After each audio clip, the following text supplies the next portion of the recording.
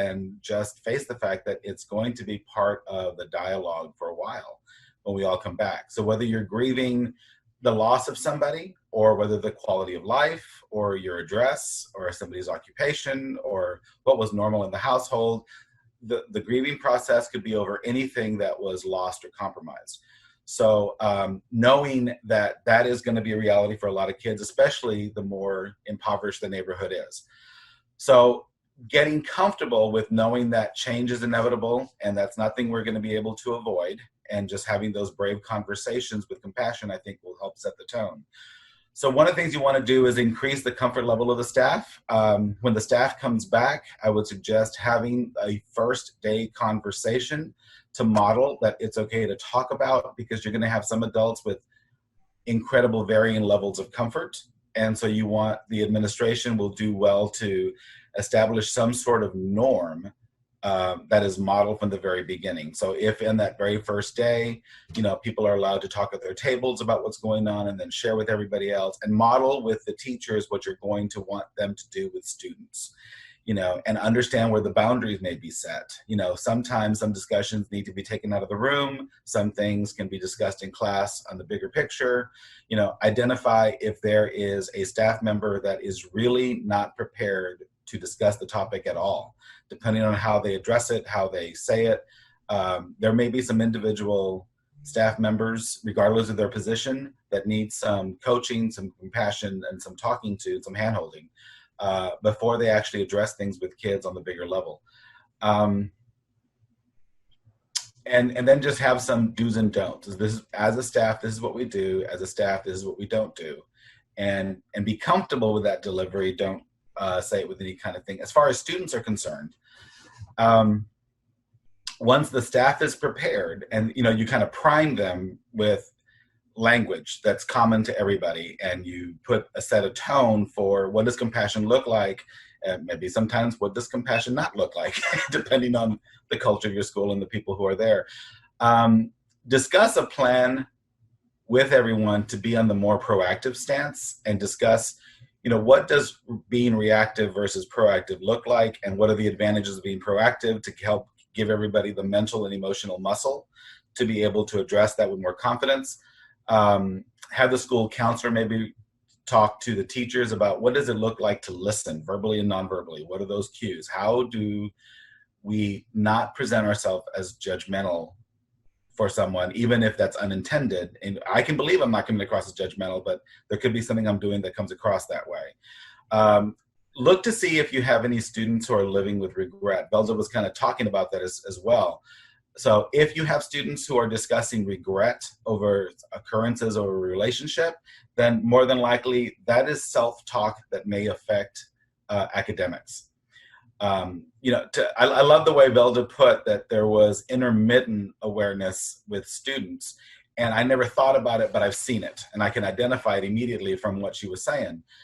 And the more serious their day becomes, when they're playing, it doesn't seem to affect them as much. But when they get down to academics and the tone now becomes more serious, all of a sudden, that's when the self-talk kicks in and the self-defeatist talk. And I don't deserve or whatever. I don't know how to mute this phone, sorry. So look to see if there's self-defeating talk that's coming out, because their thoughts are probably twice as potent. And that younger students are much more literal than adults. So sometimes metaphors are used with adult language, but they're lost on children. And so sometimes metaphors and analogies, or if you have somebody talking to a kid much more like an adult, and they don't explain certain terms or certain thoughts or processes, then all of a sudden the kids don't get lost in that adult type expression. So asking questions about what they believe, what they understand is really good to get to that bottom line. Reframing is what I have found to be the most powerful tool when it comes to students who have sorrow, regret, or anything like that, or any kind of personal angst. I had one high school student, I did the same thing with a high school student and an elementary student. They were beating themselves up for not having done certain things over somebody they loved very much that they lost. And so after they spoke for a long period of time, and I let them just kind of, verbally vomit what they needed to say, my question at the end was, So you love this person, right? And said, yes. Okay, so this is somebody that is very significant to you. Yes. You never want to forget them. Yes. Okay, so let's look at this from another angle. What would your day look like if honoring them became sharing their joy with everyone else around you instead of beating yourself up? Because if they're very important to you, one of the things that is healing is to find other people to talk to about your situation in a way that brings them into their story. They've never met them, but they can know them through you. So you can either beat yourself up, or you can tell their story through your examples. And you can say, this is what I learned from someone I love very much. And this is the kind of where this kindness or generosity comes from. And both times, well, those particular stories, but anytime I've used that kind of reframing, we get into a much more optimistic conversation that's much less defeating, much more able to discuss future stories. What does this look like tomorrow, next month, next year? When you grow up, how can you continue to honor this person, and so on. So I wrote a note to myself when Velda was talking. So one of the things that Velda touched on was how kids sometimes don't talk to their parents because they're protecting their parents from their own pain. And it's not uncommon, that I have found either, for students to try to save the day. They need to do something. There's no action item for a student in a household where there's loss other than tending to the adults.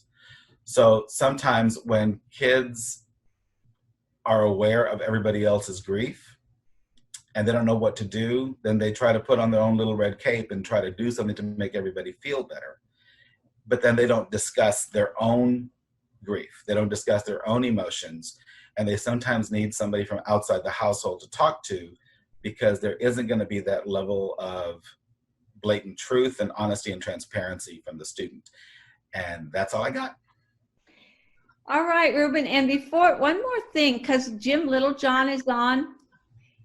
Before we open up to questions, Jim, are you comfortable telling the story of what happened to you when your mother died? Well, of course I'm comfortable. It's been quite a while, so very comfortable. I was typing something into the box, but yeah, two things. My mother passed away when I was transitioning between 6th and 7th grade. She passed away in June. School started in September. The whole summer long, basically, in my efforts to deal with grief, were very, very problematic. All the adult males in my household and all the adult males in my life pretty much said, you don't need to cry, suck it up, coined the term, be a man. And being the oldest of 4 siblings, I had to set that example, which was not very easy to do. So that was very troubling. The other really troubling aspect that kind of got inside my head for a very long time was when the minister came to our home and basically told me and my younger siblings that my mother's in a better place. That did not sit very well with me, and kind of put me into a very bad frame dealing with religion. I'm going to talk about the school part? Yeah. Okay, well, very first day of school, this was a whole summer of just intense insanity within our household. First day of school, what is very typical in school situations is every class you talk about what you did over the summer. That was fun. Well, for the first 6 periods, I had nothing to write that was fun, and I was pretty sick of school at that particular point in time. So got to the 7th period class. The end of the day was a pre-algebra class, and I was not interested at all in doing anything. Well, the teacher didn't ask the question about what did you do over the summer. Instead, she gave us a pretest. Well, again, not wanting to play school anymore, I just did nothing on the pretest. Come back the next day, she's passing the test out to everybody in the world, and she gets to me, crumbles the paper up, drops it on my desk, and says she's going to call my mother and have her come up here because I'm not going to be one of those students who does nothing in the classroom. Well, a 4-letter expletive later, I got booted out of class, got sent to the principal. Principal asked me what I did. I, in essence, told him what I did. He says, well, you get an extended week. So I got an extended week. got home, told my dad what I said, and then in his own expletive words, mimicked what I said, which kind of put me in a whole different sense of hypocrisy. I'm getting in trouble for saying what he is saying to me. Go back to school the week after my extended vacation. Well, I like what you said to the teacher. If you can effing bring her back, my mother, I'd like to talk to her. Okay. Well, yeah, that'd be a good thing. But I tried to clean it up as much as possible. So then go back to school, go to the principal. The principal says that I have to learn to deal with difficult situations, which was the mantra all summer long, and that I need to go apologize to the teacher. So I said, okay, not a problem. I'll go apologize to the teacher, but she needs to apologize to me. And he said, she did nothing wrong. So kind of let that slide. I go to the teacher. The teacher is very apologetic. She found out what had happened to my mother and said she was very sorry for doing that. And then she said something that has stuck with me forever and ever and ever. She said, I know how you feel. And so I asked her, well, your mother passed away? And she said, no, my mother's fine. So in her efforts to be sympathetic, in her efforts to be empathetic, it would have been better if she was sympathetic, but it wound up being pathetic. And I basically spent that entire year, never missed a day, doing nothing in that classroom. And the other part I was going to add to this, I'm going to send this in a memo here, is one of the things that I did after I finished in the classroom for some 20 years and before I got to work with Ruby is I worked with school crisis management. I was trained in critical incident stress debriefing, primarily for schools. If you're not familiar with critical incident stress debriefing, CISD, it's basically used primarily with first responders, and it's a way to kind of process how you deal with the trauma of the events that you faced. There's a 7-step process. I'm going to send you the information where you can find it. It's a powerful thing to use. My purpose was to do it with school folks, because school crisis management people I was working with, we did a lot of issues around school crisis. So it's very powerful and links perfectly into what Velda and Ruben were talking about. Let me just send that to you now if I know how to do it. In the chat box, right? I think I did it right. Send chat to. May I just hit enter? You can look it up. It's a 7-phase process that is very powerful. The key to it basically is you do it as soon as you can. It's all about open dialogue, respecting feelings, understanding feelings. It's a powerful technique. Okay, and Lisa's got a question. So Lisa, shoot. Thank you, Jim. You're welcome. Jim, I kind of had a similar experience as you, except I was a little younger when my mother passed away. And one of the things that I vividly remember for a long time during my elementary career is how the other kids didn't quite know how to respond to that connection, because somehow, well, I was a little odd and different anyway, but that whole bit of this could happen to us, or this could happen to our family, and therefore that push away. What do you recommend teachers do to kind of train or work with the other students in their classroom when you have a child that has had a loss, so that the children know the best way to respond? Yeah, I think that should be part of just your normal procedures, policies. Talk about what's going to happen during the year, especially when we're coming back from the coronavirus episodes and what's going to happen there. It has to be honest dialogue. It has to be obviously age appropriate, which I think Velda was talking about. To me, and going back to my training in CISD, it's about honesty. Honesty. If a student does not want to talk about it, that's fine. If others want to talk about it, that's fine. It's simply about being truthful, being honest, not telling everybody you know what they feel or how they feel, because unless you've been there, that's just not going to fly. I wonder if there'd be something that could be done with regards to just always keeping in mind that with change comes loss. And the process of reacting to that loss is what is the grief. And grief includes a range of emotions. And so if all children are educated on that, then they may be able to kind of understand when someone is having, a meltdown, or, it's like these are difficult times. I wonder if change in general and that introduction into grief being a normal process, if that would help in the classroom. I mean, I imagine it would be. But. Yeah, obviously a nice plug is the emotional poverty, because it really helps to get into all of that.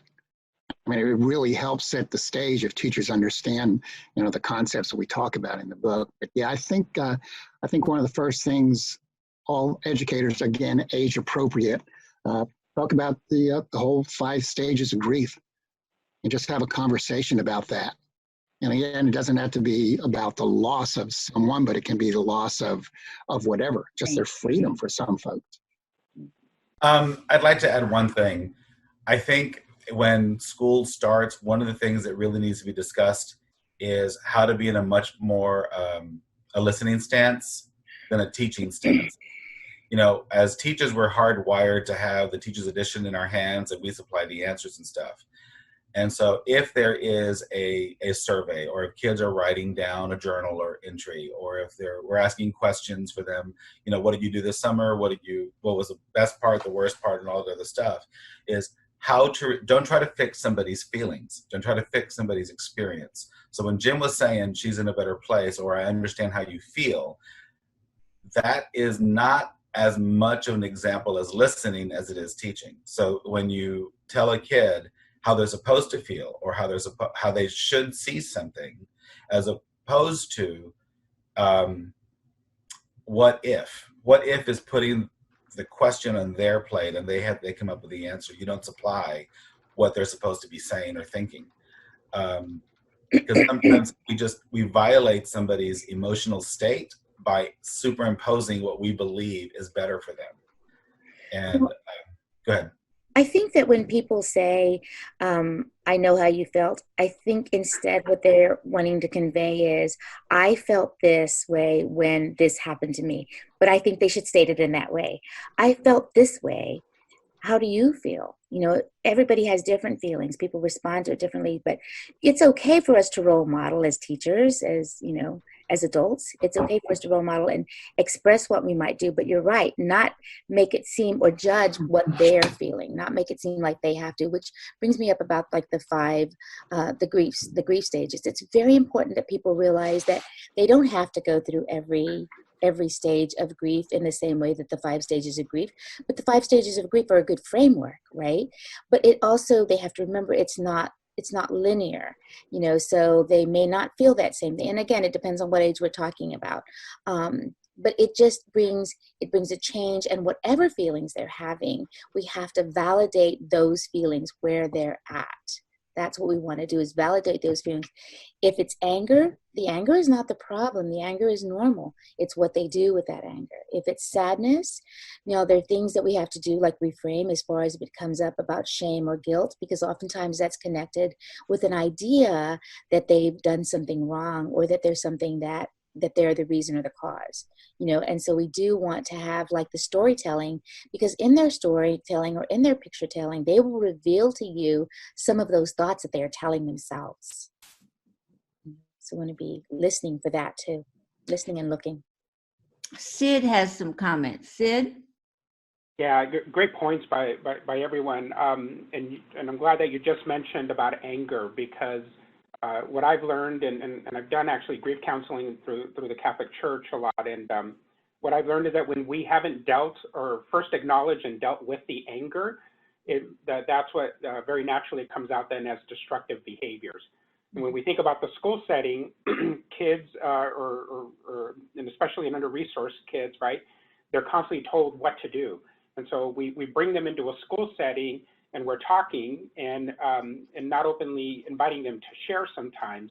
And so all this pent up emotion just stays within, so that when it finally comes out, it comes out as frustration and anger, and then they become the disciplinary cases that then just further alienate them from being able to release that emotion and that energy. And so I was also glad to hear Jim talk about the emotional poverty piece here, because that's an opportunity then to equip our school personnel, whether it be teachers, support team members, or administrators, on the skill sets in order to help acknowledge and deal with those emotions. But I've learned that when we ignore the anger piece, that just leads to further destructive behaviors. Mhm. And Sid, you put a nice link in the chat box about children's books. You want to say anything about that? I love children's books. I've used a lot of those that are in there. The Falling of Freddie the Leaf is one of my favorites. If you haven't read that one, but I like when I was doing a lot more of the grief counseling, I always had just the library, and I had a number of these books in there because it allowed a great way to also engage then the family in being able to talk about grief and death in a healthy manner. Yeah, I love children's books. I mean, I use them all the time. I have a ton of them. And one of my very favorite books also for adults is Tear Soup. And I saw that on your list. I just clicked over to that page. I love that. Even in the very first part, there's that little ingredients list. I don't know if any of you are familiar with the book Tear Soup, but it's just a beautiful way of kind of talking with people about the grieving process, you know. But you're right, there's a lot of great children's book. I love The Fall of Freddie the Leaf too. Yeah. Something I found very interesting when I was teaching middle school was using children's books with my middle school students to help drive this point home. Mm-hmm. And children's book was adults. Oh, yes. Children's books of adults, you know. I mean, it's healing for a parent to read a children's book to their child. It's healing for them oftentimes if they can kind of get through it and know that again, there's not an end task as far as grieving. It's more of just the process. It's about moving through it, you know, and with it. Well, we have let me ask this for different comments, people online and Belden Robin, and everybody online. Jim said, what we know about students and what we know about COVID, what do we think what some of the greatest grieving issues are going to be when kids come back? Who wants to take a shot at that? What are we going to run into? Sure. One of the things that I found is, because I got a call about this, is that, you know, when a loved one passes away and they're in another state or another country, you know, it's somewhat natural or understanding of why you couldn't say goodbye. But when it's someone that's near you that you normally been around. Sorry, I'm monitoring her Zoom call. Because of COVID, then that just, I think, a whole nother level of emotional frustration in that you didn't have that chance to have some form of closure in it. One of my concerns for when kids go back is if they truly have been isolated, and educators are obviously concerned about jumping into academics and getting what was missed in the past. If we don't allow some socialization time, some time for these kids to really talk to one another and not again have we adults talking to them, but really let them socialize, let them, they'll figure out a way to get their feelings out. Reconnecting. Yes. Yeah. One of the things that I thought about is that depending on everybody's experience, there may be a shift in identity when kids come back. The class clown may no longer be the class clown. You know, the quarterback may no longer be the quarterback. Depending on what's going on in their life and how they re-enter, who they see themselves as before COVID versus after, that might be a shift as well. Mm-hmm. Absolutely. Other comments, other things. Hello? Hi. Oh, hi. It's William. I can't seem to turn on my camera, but this is all great. From the workforce side, because that's always my angle as a former teacher, though. But kids will be coming back from a more unstable situation. A lot of the parent may have lost their job, and their parent may have been working steady for a long time. And so the transition from a parent who was working and the environment was different, and now the person is unemployed, how that changes the household is really significant to the family and to the child as they come back. And also dealing with the differences in levels of income, meaning, you know, like I use the example of my son who has a great support system. When he comes back to school, there'll really be no gaps. Other students will come back and be very aware that there were some kids who we're keeping pace while that individual feels like they're left behind, you know? That is so true. Unemployment is so brutal, I think. In my former marriage with Frank, before he died, he was unemployed 3 times. And I have to tell you, it's brutal. It's just brutal. What other comments? These are all very good. Other insights? Ruby, I think one thing that we could also focus on as a staff is, despite it all, how do you model hope? What is the language and the communication of, this is not the final chapter? It can feel that way, but with so much concern about grief and loss and change, there's also going to be that, and tomorrow's a new day, you know, and not to lessen and not to minimize the pain, but the fact, if we, I don't want this session to be over without at least saying, we've got to also acknowledge it all in front of the kids somehow, but always be that modeling of hope. And it's not over. It's sad. It could tragic on various levels for different people. And maybe some people are completely immune to it all. Maybe, you know, nothing happened to a lot of people too, which is another reality. But how do we stay in the hopeful and not focus on the other? What they call that in the CISD is reentry. And how do you reentry with acknowledging what has happened in the past, but also what can we do? What do we have control over? How do we make that happen? And what collectively can we do? And not put the burden on any one individual, or not put the burden on the teacher, not put the burden on the students, but collectively, what can we all do? I like that term, reentry. Very nice. So we're finished. Other comments or questions or topics? We always are finished by 12:15. It's 12:05. People who know me know I'm kind of religious about time. I think that would be an understatement there. But any other comments or observations?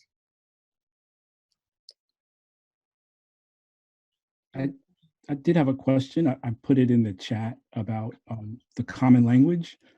Yesterday, I was on a Zoom call. Before that, actually Monday, I was reviewing rubrics for grants that were submitted. And I made a grave mistake. I didn't read all the directions beforehand, and I wound up wasting a lot of time. So my son was there. He's doing his work, and we got into discussion about rubrics. So, you know, as a 12-year-old and, you know, myself talking about rubrics, kind of related to this topic, the rubrics or the language around mental health, about dealing with loss, about hope, you know, as far as a common language that both kids can talk about, parents, teachers, just introducing that as a way for people to connect as well, the same way that I connected with my son. And he gave me some really good insight. And often, you know, kids have that insight as long as you're talking the same language. What do you think?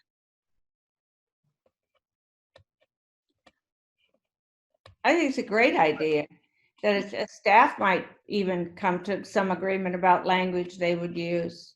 What do some of the others think? I'm not sure. A language about what? I'm sorry. Which language about which part? About grief, about dealing with loss, about how in the school environment, so many different people are coming from various experiences through this COVID. How does everybody discuss it in a way that everybody's not going to then retreat into their own, you know, cave because they weren't understood? You know, comments like you set up definitions in a lesson plan. These are the terms everybody's going to know, so that we know what, you know, the definition of history is. You know, so we're not talking different languages. I think more than anything else, from an administrative standpoint, I like that, mostly because depending on which school you're at and which culture you're in, my preoccupation usually starts with, don't do this. That's my inside voice usually talking first. It's like, before I talk to you guys, I don't say that first to anybody, but I absolutely think it first. You know, it's like, before we start discussing, don't do this. This is okay. This is not, because I will be in 12-hour meetings as a result of having to iron out some wrinkles. There was one situation where a teacher was discussing religious beliefs over death to someone who had a completely different philosophy and religion at home. And so when the parents came and said, we don't believe this particular part, and this is why, and we're in hate, and I had to go, teacher, let's talk. You know, so sometimes that common language, it's not just common language, but it's also common practices.